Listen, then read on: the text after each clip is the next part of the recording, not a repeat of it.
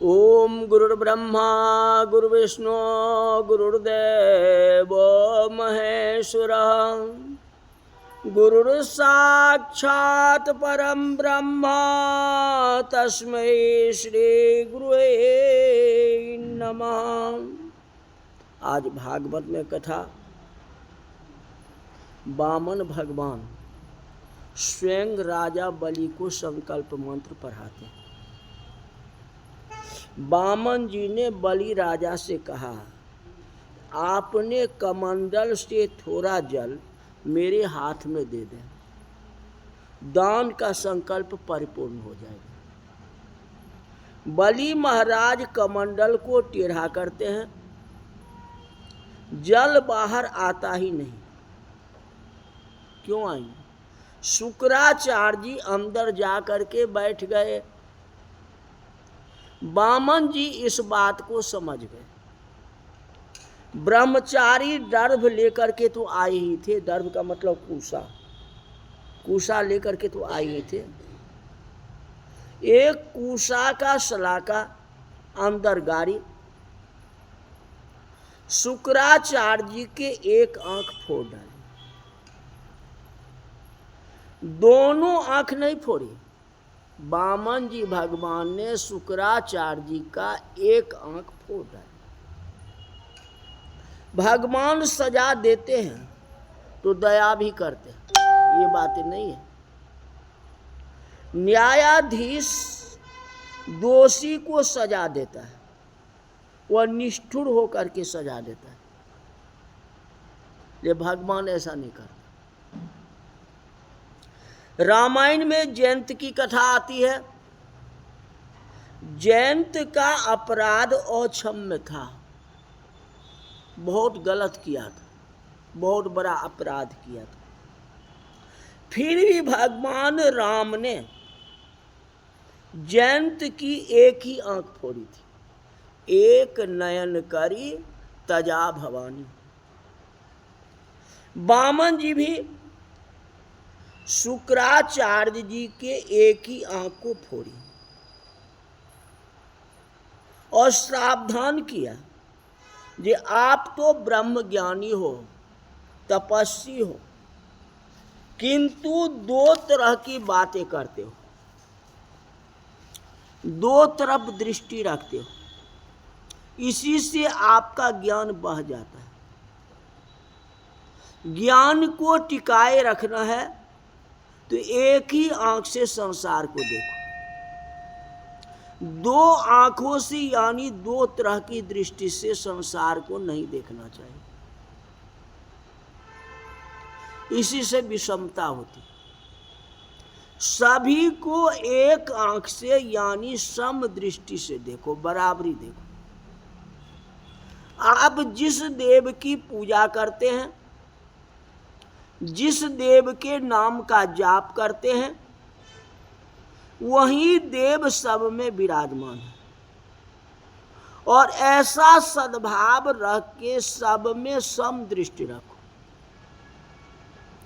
आंख में विषमता नहीं आनी चाहिए, और विषमता आएगी तो ज्ञान बह जाएगा। अब वामन जी भगवान विराट रूप को धारण करते हैं। वामन जी विशाल स्वरूप, अति दिव्य है। एक ही पग में पृथ्वी आ गई। वामन भगवान के एक ही पग में पृथ्वी आ गई। दूसरा पग उठाया तो ब्रह्मलोक जा पहुंचा। ब्रह्मा जी वामन जी की चरणों की पूजा करते हैं। दो पग में ही राजा बलि का सभी राज्य आ गया। तीसरे पग को रखने की जगह ही नहीं रही। तो वामन जी महाराज राजा बलि से कहा कि राजा, अभी मेरा एक पग बाकी है। बलि राजा थोड़े घबरा गए। वामन भगवान ने सेवकों को आज्ञा दी कि बलि को बांध लो, क्योंकि 3 पग पृथ्वी बोला था ना, 2 ही पग दिया। बलि ने ऐसा कहा था कि दान लेने वाला तुच्छ है, देने वाला बड़ा होता है। बलि को बांधने के लिए परमात्मा जब तैयार हुए तो विंध्याबली रानी ने बारंबार स्तुति करते हैं। उनकी पत्नी कहते यह संसार आपकी लीला भूमि है, हे भगवान ये संसार आपकी लीला भूमि है, आप इसके मालिक हैं। कोई भी मानव मालिक नहीं हो सकता, मालिक तो परमात्मा ही। यह तो यहाँ एक कुछ नियम है कि बहुत दिन तक मकान में रहने के बाद मालिक हो जाता है। यह कायदा ऊपर नहीं है, संसार का है। जो किसी मकान में रहोगे तो नागरिकता मिल जाएगी, ये भगवान की घर में नहीं है ऐसा। ऊपर से जहां हुक्म हुआ है मकान छोड़ना ही पड़ेगा। जीव तो तन का भी मालिक नहीं है, ये शरीर भी भगवान का है, हमारा तो है ही नहीं। जीव धन का मालिक कैसे हो सकता है? मानव मुनीम है और मालिक भगवान है। रानी विंध्याबली वामन जी से प्रार्थना करती है, जो मेरे पतिदेव से भूल हो गई। पतिदेव भूल में बोले कि मैं भगवान को दान देता हूं। जीव क्या दान दे सकता है? बोलने में उनसे भूल हो गई, दान नहीं दिया है। जो आपने दिया था आपको समर्पित कर दिया। मेरे पतिदेव को बांधना नहीं, क्योंकि उनसे अपराध हुए, उनके जगह मैं क्षमा मांगती हूं। कहते आपको दाम दिया ही नहीं है, जो आपने दिया था वह आपको समर्पित कर दिया। उनसे बोलने में भूल हो गई, वह भूल से बोले कि मैंने दान दिया है। कहते भगवान क्षमा करो, मेरे पतिदेव को बांधना नहीं है, मैं आपसे यही आग्रह करता हूं। विंध्याबली रानी ने पतिदेव को भूल सुधारी है।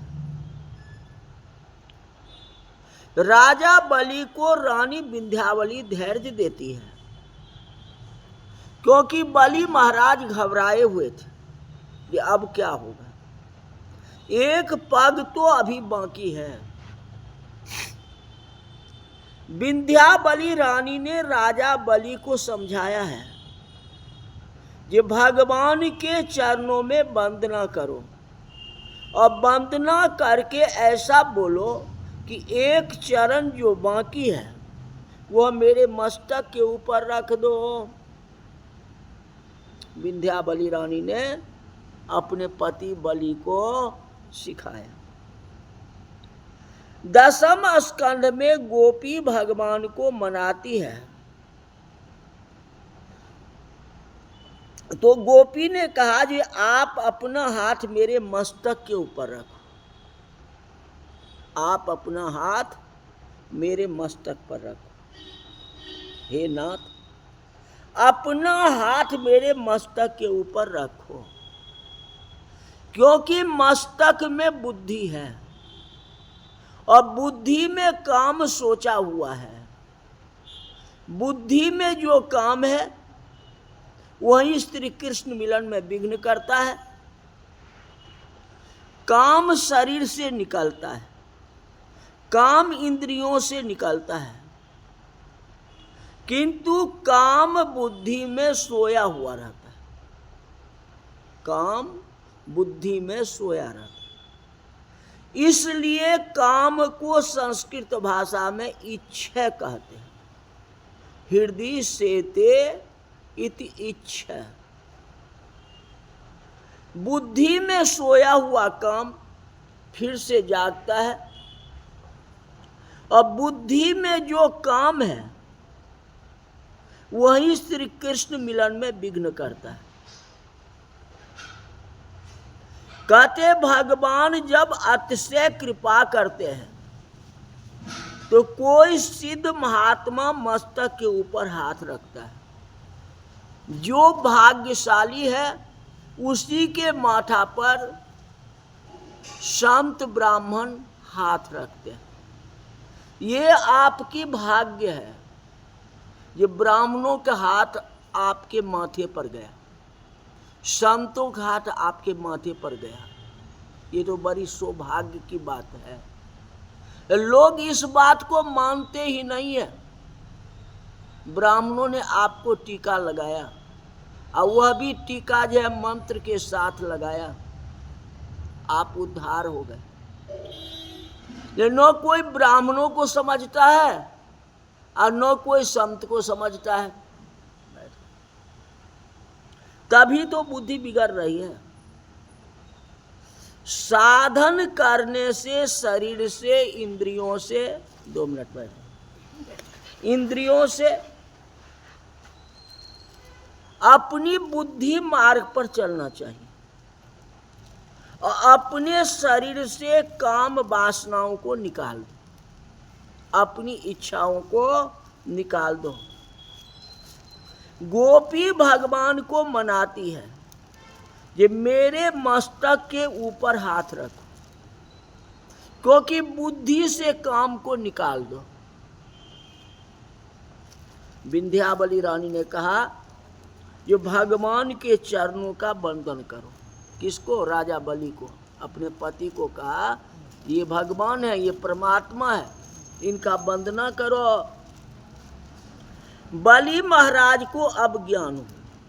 जब पत्नी ने बोली तब इनको ज्ञान हुआ। कहते परमात्मा को मैंने ऐसा कहा है कि दान लेने वाला हल्का होता है और दान देने वाला बड़ा होता है। मेरी कितनी बड़ी भूल हो गई जो परमात्मा के साथ मैंने ऐसी बात कही।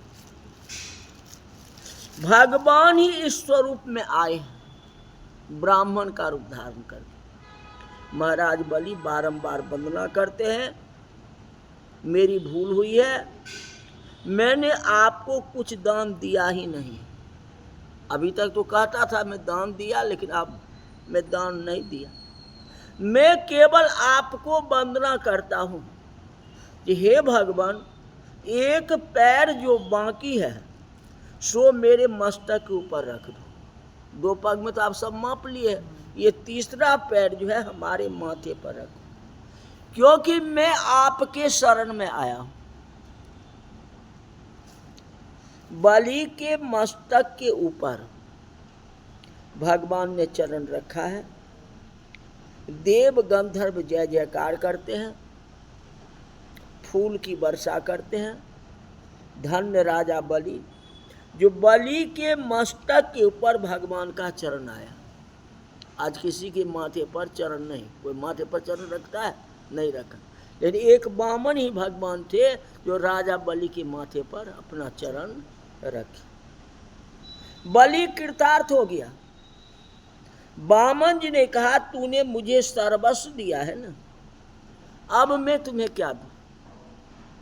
तूने सर्वस्व मतलब शरीर भी तो मेरे को दे दिया, कुछ भी नहीं रखा, तो इसके बदले में मैं क्या दूं? कहते पाताल का राज मैंने तुम्हें दिया, तुम मांगा तो नहीं, लेकिन मैं अपनी इच्छा से पाताल का राज मैं तुम्हें दिया। स्वर्ग का राज देवताओं को दे दिया, मैं कुछ नहीं लिया। भगवान के मैं अपने लिए कुछ नहीं किया था। स्वर्ग का राज देवताओं को दे दिया और पाताल का राज जो है बलि को मैं तुमको दे दिया। और उसमें भी तेरे द्वार पर आज से मैं खड़ा रहूंगा, तुम्हारा चौकीदार हो जाऊंगा। किसी का चौकीदार भगवान अभी तक नहीं बने, राजा बलि के चौकीदार बन गए। आज से मैं तुम्हारा द्वारपाल हो गया। मैं तुम्हारे राज का पहरा दूंगा। महाराज बलि पाताल में जाते हैं, अब प्रत्येक द्वार में चतुर्भुज नारायण का दर्शन होता है। जब द्वारेपाल है, अब भगवान है, तो जो तन मन धन से भागवत की सेवा करता है, भगवान का स्मरण करता है, तन में होता है, उसके दरवाजे पर भगवान स्वयं खड़े होते हैं, साक्षात रहते हैं। तो आप भी ऐसा भजन करो, ऐसा तपस्या करो, ये राजा बलि जैसे आपके दरवाजे पर विष्णु लक्ष्मी दोनों रहे। तो ऐसे तो आपको करना पड़ेगा ना। उसके लिए अगर जाप नहीं करोगे, कीर्तन नहीं करोगे तो कैसे होगा। तो आज की कथा यही तक रही। बोले वृंदावन बिहारी लाल की जय। किसी को सुनाते हैं।